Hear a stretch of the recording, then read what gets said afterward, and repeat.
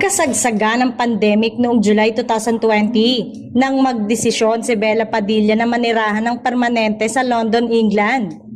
Bumabalik lamang siya sa Pilipinas para sa kanyang mga product endorsement shoot at media conference. 5 taon matapos magpasyang lumipat sa London, bumalik si Bella sa Pilipinas.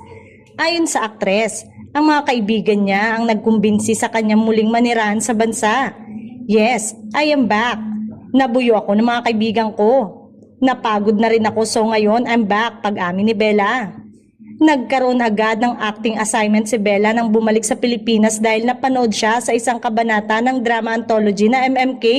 Magsisimula na naman sa June 16 ang shooting nila ni Kyle at JC para sa Isang Daang Awit para kay Stella. Nakalinya na rin ang ibang mga proyekto ni Bella. Si Carlo Aquino ang leading man niya sa isang pelikula. Si Piolo Pascual naman ang makakatambal niya sa proyektong hindi pa masimulan dahil hindi pa natatapos ni Bella ang pagsusulat ng script.